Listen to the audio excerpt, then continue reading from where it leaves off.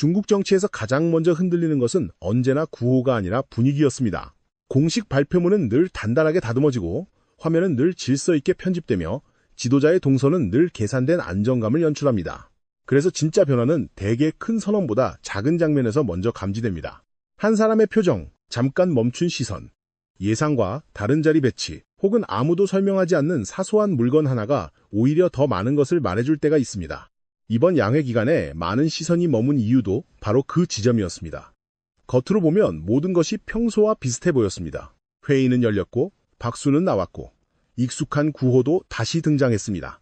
하지만 그 표면을 조금만 걷어내고 보면 이번 장면은 단순한 연례 정치 행사가 아니라 권력의 긴장과 불안을 은근히 비추는 거울처럼 보였습니다. 그 출발점이 된 것은 3월 6일 뉴스 화면이었습니다. 공식 보도는 시진핑이 의학위생 분야 인사들을 만나 건강 중국 구상을 강조하는 장면을 전했습니다. 메시지만 놓고 보면 매우 전형적이었습니다. 인민의 건강, 국가의 미래, 장기 목표, 안정된 통치, 이런 단어들은 언제나처럼 정교하게 배치되어 있었습니다. 그러나 많은 사람들의 시선은 연설의 문장보다 화면 그 자체에 먼저 멈췄습니다.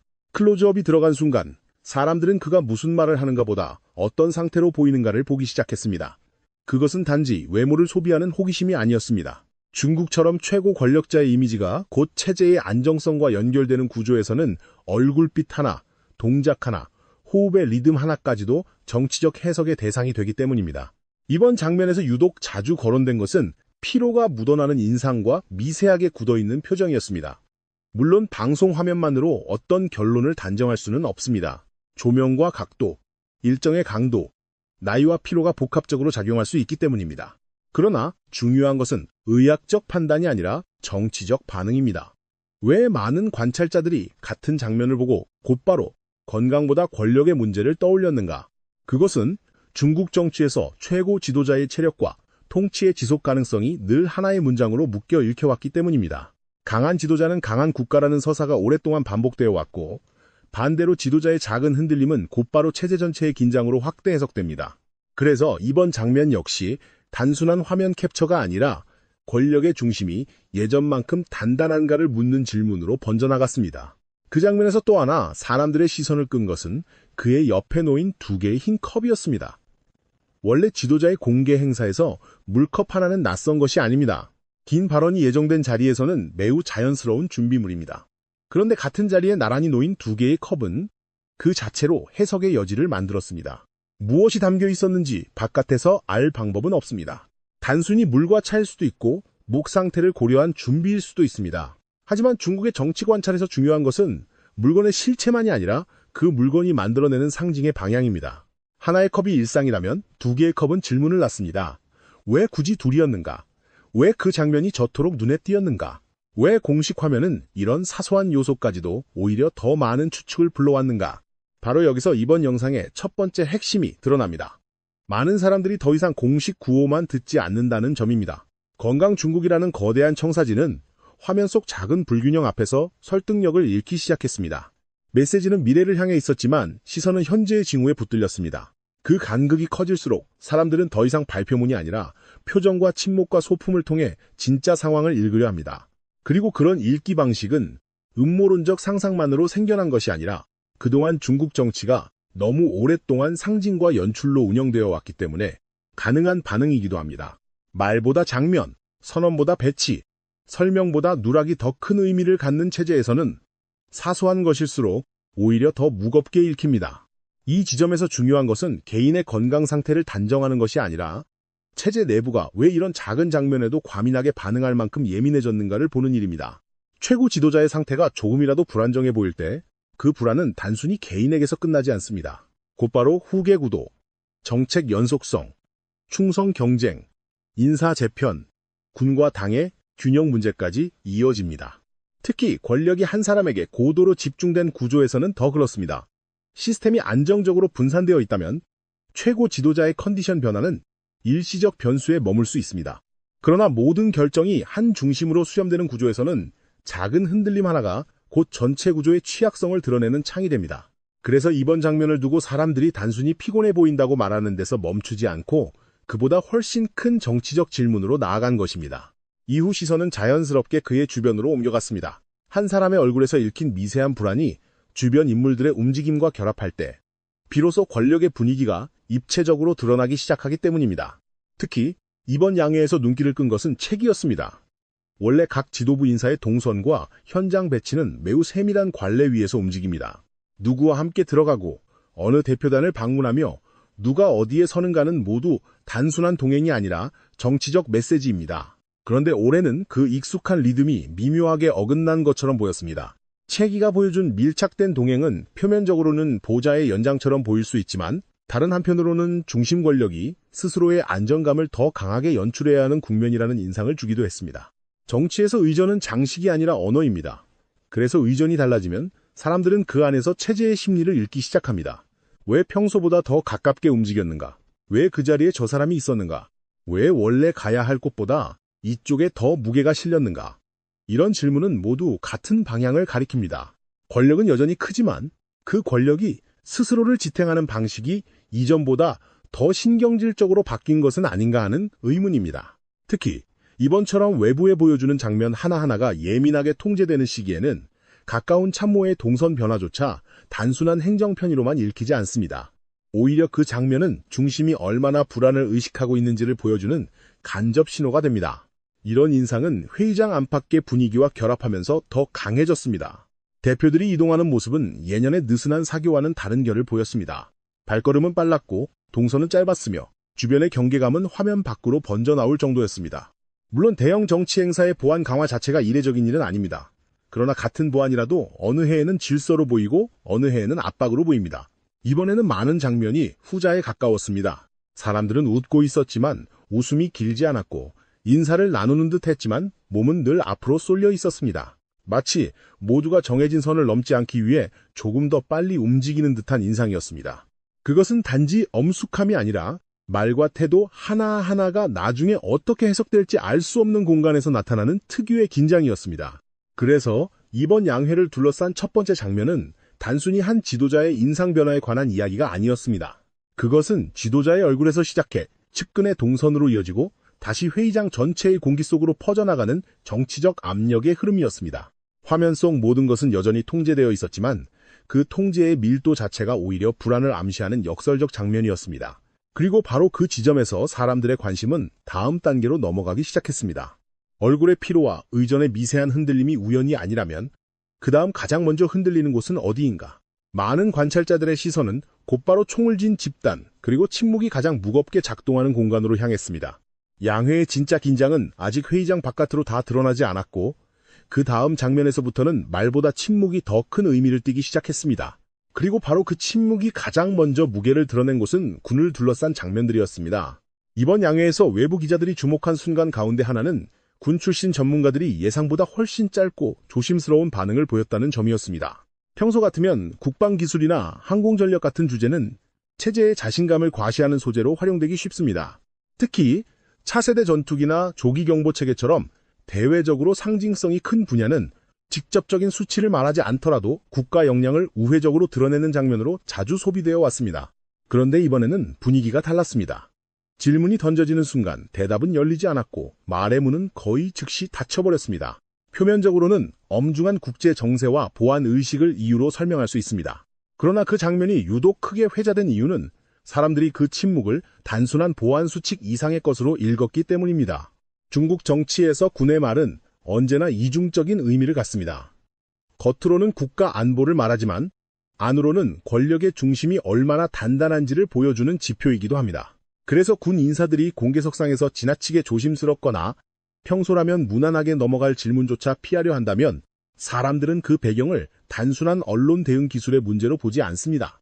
오히려 더 깊은 층위, 즉 현재 군 내부가 얼마나 예민한 상태인가를 묻기 시작합니다.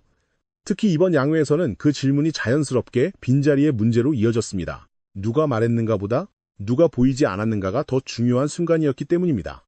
올해 군 대표단을 둘러싼 가장 큰 긴장감은 바로 그 보이지 않는 사람들에서 나왔습니다. 명단에서 사라진 이름들, 예년 같으면 당연히 자리를 채웠어야 할 인물들의 부재, 그리고 그 부재를 아무도 길게 설명하지 않는 분위기가 겹치면서 회의장의 공기는 설명보다 암시에 의해 움직이기 시작했습니다.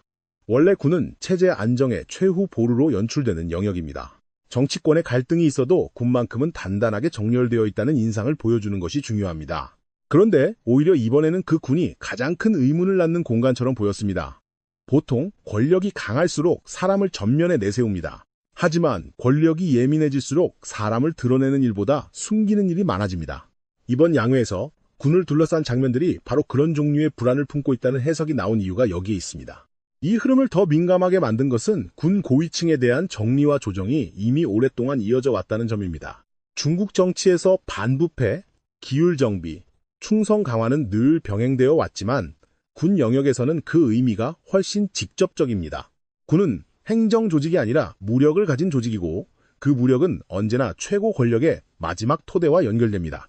따라서 군 내부의 인사 변동은 단순한 행정적 교체가 아니라 지휘체계의 재편이자 충성구조의 재구성을 뜻합니다. 문제는 이런 재편이 너무 자주, 너무 깊게 반복될 때입니다. 그럴 경우 바깥에서는 정비로 보일 수 있지만 안에서는 누구도 오래 안전을 확신하지 못하는 상태가 만들어집니다. 오늘 자리에 있는 사람이 내일도 그 자리에 있을지 알 수 없다면 입은 자연스럽게 닫히고 태도는 보수적으로 바뀝니다. 이번에 공개된 군 인사들의 짧은 반응은 바로 그런 자기보호의 감각을 드러낸 것으로 읽혔습니다. 더 상징적인 장면은 따로 있었습니다. 원래라면 가장 강한 통제력과 존재감을 보여줘야 할 군 관련 회의에서 사람들은 오히려 완전한 결집보다 공백을 먼저 보았습니다. 그 공백은 단순히 한두 자리가 비어있다는 차원의 문제가 아니었습니다. 누가 중심에 서야 하는지, 누가 그 중심을 대표하는지, 그리고 누가 아직도 모든 신호를 하나로 묶어줄 수 있는지에 대한 질문을 던졌습니다. 강한 권력은 공백을 오래 방치하지 않습니다. 빈자리가 생기면 즉시 새로운 얼굴을 세우고 흔들림이 보이면 더 큰 연출로 덮습니다. 그런데 이번에는 그 수습의 속도보다 공백의 인상이 더 강하게 남았습니다. 그래서 관찰자들 사이에서는 이것이 단순한 과도기적 인사정리가 아니라 내부의 조정 자체가 생각보다 쉽지 않다는 방증일 수 있다는 해석이 퍼졌습니다.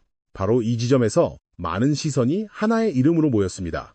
후춘화라는 이름이 다시 거론되기 시작한 것도 이런 문맥 속에서였습니다. 그가 실제로 어떤 역할을 맡게 될지 혹은 그런 시나리오가 현실 정치에서 어디까지 진전되었는지는 외부에서 확언하기 어렵습니다. 그러나 중요한 것은 이름 그 자체보다 왜 하필 이런 순간에 그와 같은 인물이 대안 혹은 완충장치로 상상되기 시작했는가입니다. 그것은 현재의 문제를 설명하는데 매우 중요한 실마리를 줍니다. 만약 군 내부가 하나의 강한 중심 아래 완전히 정렬되어 있다면 굳이 군 경력이 두드러지지 않는 인물을 균형추처럼 상정할 이유가 크지 않습니다. 반대로 각 세력이 서로를 완전히 신뢰하지 못하고 누구 한쪽이 쉽게 전면을 장악하기 어려운 상황이라면 오히려 특정 군벌 색채가 옅은 인물이 임시 균형점으로 떠오를 수 있습니다. 이러한 상상은 중국 권력 구조에서 결코 낯선 방식이 아닙니다. 거대한 권력 투쟁이 항상 정면 충돌로만 해결되는 것은 아닙니다. 때로는 어느 쪽도 완전히 승리할 수 없을 때 모두가 잠시 받아들일 수 있는 중간지대가 만들어집니다. 그 중간지대의 역할은 문제를 근본적으로 해결하는 것이 아니라 당장 체제가 균열로 보이지 않도록 시간을 버는 데 있습니다. 후춘화라는 이름이 그런 식으로 거론되는 이유도 바로 여기에 있습니다. 그는 누군가의 절대적 승리를 상징하는 인물이라기보다 서로 다른 세력이 당장 감내할 수 있는 절충의 얼굴로 해석되기 쉽습니다. 다시 말해 이 이름의 부상은 누군가가 압도적으로 강해졌다는 뜻이라기보다 누구도 압도적으로 강하다고 확신할 수 없는 상태를 보여주는 신호에 가깝습니다. 더 흥미로운 점은 이런 흐름이 군 내부 문제만으로 끝나지 않는다는 것입니다. 군은 권력의 가장 단단한 부분처럼 보이지만 동시에 가장 민감하게 중심의 균열을 반사하는 공간이기도 합니다. 왜냐하면 군은 정책적 유연성보다 지휘체계의 명확성을 필요로 하기 때문입니다. 경제정책이나 지방행정에서는 다소 모호한 신호도 버텨낼 수 있지만 군은 그렇지 않습니다. 누가 확실한 중심인지, 누가 최종 결정을 내리는지, 어떤 인사가 지속 가능한지에 대한 감각이 흐려지면 조직 전체는 자연스럽게 방어적으로 변합니다. 이번 양회에서 드러난 조심스러움과 공백, 그리고 그 공백을 메울 수 있는 타협형 인물에 대한 추측은 모두 같은 결론으로 보입니다. 지금 중요한 것은 누가 더 큰 목소리를 내는가가 아니라 왜 아무도 너무 큰 목소리를 내지 않으려 하는가입니다. 그렇기 때문에 이번 군 관련 장면들은 단순한 인사 뉴스 이상으로 읽힙니다. 이것은 충성의 언어가 얼마나 반복되는가의 문제가 아니라 충성이 얼마나 불안정한 조건 위에서 재확인되고 있는가의 문제이기 때문입니다. 겉으로 보기에 군은 여전히 체제의 기둥이고 공식 화면 속 질서도 여전히 유지되고 있습니다. 하지만 그 질서를 떠받치는 내부의 심리가 예전과 같다고 단정하기는 점점 어려워지고 있습니다. 누군가는 더 침묵하고 누군가는 더 신중해졌으며 누군가는 아직 드러나지 않은 조정의 결과를 기다리는 듯한 태도를 보입니다. 정치에서 이런 종류의 정적은 결코 비어있는 시간이 아닙니다. 오히려 가장 많은 계산이 이루어지는 시간입니다. 그리고 바로 그 계산이 깊어질수록 시선은 다시 군복을 벗은 사람들의 세계로 옮겨가게 됩니다. 총을 쥔 집단 안에서 공백과 타협의 징후가 보인다면 펜을 쥔 집단에서는 어떤 변화가 감지되고 있는가? 다음 장면에서는 더 이상 제복의 침묵이 아니라 문장의 배열, 보고서의 어휘, 그리고 공개된 텍스트 속에 숨어있는 권력의 방향이 조금씩 모습을 드러내기 시작합니다. 그 변화가 가장 선명하게 읽히기 시작한 곳은 결국 문서였습니다. 권력이 흔들릴 때 사람들은 먼저 얼굴을 보고 다음에는 자리를 보고 그 다음에는 문장을 봅니다. 왜냐하면 중국 정치에서 문장은 단순한 문장이 아니라 승인된 방향이기 때문입니다. 어떤 표현이 살아남고 어떤 표현이 줄어들며 어떤 구호가 다시 호출되는가는 늘 그 자체로 신호였습니다. 이번 양해에서 리창의 정부 공작 보고가 주목받은 것도 그래서였습니다. 표면적으로 보면 그것은 경제 성장과 산업 구조, 민생 안정과 장기 계획을 설명하는 익숙한 국가 문건이었습니다. 그러나 자세히 들여다보면 사람들의 관심은 정책의 세부 숫자보다 그 문건이 어떤 시대의 언어를 더 많이 불러오고 있었는가에 쏠리기 시작했습니다. 이것은 매우 중요한 변화입니다. 체제가 강한 자신감을 가질 때는 지도자 개인의 언어가 곧 체제 전체의 언어가 됩니다. 핵심 구호는 반복될수록 더 강해지고 기존의 정치적 문법은 새로운 중심에 맞춰 빠르게 정리됩니다. 하지만 어느 시점부터 오래된 표현들이 다시 살아나고 과거 시대의 문장이 조심스럽게 복귀하고 특정 노선의 언어가 예전만큼 압도적으로 전면에 서지 못한다면 사람들은 그 문건을 행정보고서가 아니라 권력의 기류를 반영하는 텍스트로 읽게 됩니다. 이번 보고서를 둘러싼 반응이 딱 그랬습니다. 누군가는 경제적 실용주의가 조금 더 강조되었다고 보았고 누군가는 안정과 균형의 어휘가 다시 힘을 얻고 있다고 보았습니다. 그리고 또 누군가는 그 변화가 단순한 정책 조정이 아니라 내부 권력의 압력이 문장 안으로 스며든 결과일 수 있다고 해석했습니다. 중국 정치에서 언어의 순서는 우연이 아닙니다. 어떤 단어를 앞에 놓는가, 어떤 개념을 반복하는가, 무엇을 강조하고 무엇을 흐리게 하는가는 모두 계산된 선택입니다. 그래서 개혁이라는 단어가 더 자주 불리고 실용과 안정의 뉘앙스가 강해지고 지나치게 강경하거나 이념적으로 긴장된 표현이 다소 뒤로 물러나는 듯한 인상을 줄 때 사람들은 그것을 곧바로 노선의 미세 조정으로 연결합니다. 물론 이런 변화 하나만으로 곧바로 권력 재편을 단정할 수는 없습니다. 경제 상황이 어려울수록 언어는 더 현실적으로 바뀔 수 있고 대외 환경이 복잡할수록 표현은 더 유연해질 수도 있습니다. 그러나 중요한 것은 그 모든 조정이 왜 하필 지금, 왜 이런 시점에, 왜 이런 결로 나타나는가입니다. 그래서 문서의 변화는 단독으로 해석되기보다 앞서 드러난 군의 침묵과 공백, 그리고 중심 권력 주변의 과민한 의전과 함께 읽힐 때 훨씬 더 큰 의미를 갖게 됩니다. 바로 이 지점에서 사람들은 하나의 가능성을 떠올리기 시작합니다. 지금 벌어지는 일들이 한 번의 체제를 뒤집는 극적인 충돌이 아니라 서로 다른 세력과 이해관계가 공개된 언어와 형식을 조금씩 조정하며 다음 국면을 준비하는 과정일 수 있다는 것입니다. 누군가는 총을 쥔 조직 안에서 균형을 찾고 있고 누군가는 문장을 통해 정책의 방향을 되돌리거나 완화하려 하고 있으며 누군가는 아직 확정되지 않은 미래를 대비해 자기 위치를 다시 계산하고 있습니다.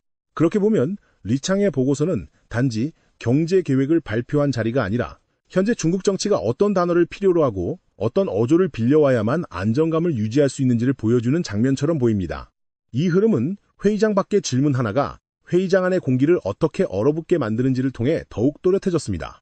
외신 기자들이 몇몇 대표들에게 후계 문제를 물었을 때 나타난 반응은 단순히 질문이 민감했기 때문만은 아니었습니다. 그 장면이 인상적이었던 이유는 답변의 내용보다 답변을 둘러싼 정서가 너무도 직접적이었기 때문입니다. 누군가는 말을 돌렸고 누군가는 즉시 선을 그었으며 누군가는 거의 반사적으로 회피했습니다. 그 순간 화면에 드러난 것은 정치적 신중함만이 아니었습니다. 그것은 말 한마디가 자신의 위치를 바꿔버릴 수도 있다는 체제의 공포였고 지금 이 질문이 왜 이렇게 위험하게 느껴지는가를 이미 모두가 알고 있다는 묵시적 합의였습니다. 후계라는 단어는 안정된 시스템에서는 관리 가능한 제도적 주제일 수 있습니다. 그러나 권력이 한 사람의 상징성과 직접 결합된 체제에서는 전혀 다른 의미를 가집니다. 그것은 미래를 준비하는 문제이기 전에 현재의 절대성을 건드리는 문제가 됩니다.